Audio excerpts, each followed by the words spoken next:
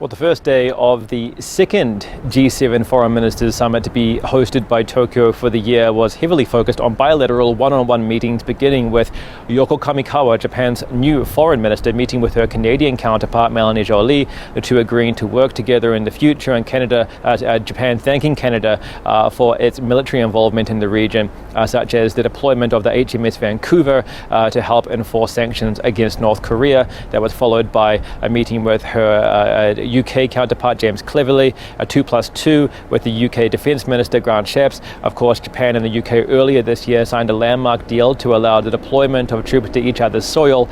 This will be illustrated later in November with Vigilant Isle. This is a military drill being held on land here in Japan between troops from the UK and Japan's Self-Defense Force. The US Secretary of State Antony Blinken held a courtesy call, a visit with Fumio Kishida, the Prime Minister of Japan, before his own one-on-one with Yoko Kamikawa. The whole group getting together for the first time at this summit anyway for a working dinner on Tuesday. Wednesday is going to be the day of major heavy lifting by the G7, with 5 working sessions plus outreach virtually to their counterparts in Ukraine and Central Asia. Top of the agenda is very likely going to be how the G7 as a whole navigates the newly erupted conflict in the Middle East, Israel's ongoing bombing of Gaza and the rising death toll there, and ongoing concerns about potential spillover conflicts in the Middle East. There's also business from previous summits to mop up, such as how these countries are respectively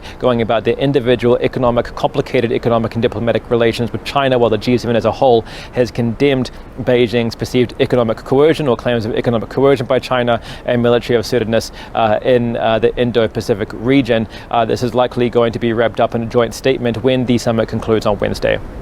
Gilbert for SABC News in Tokyo.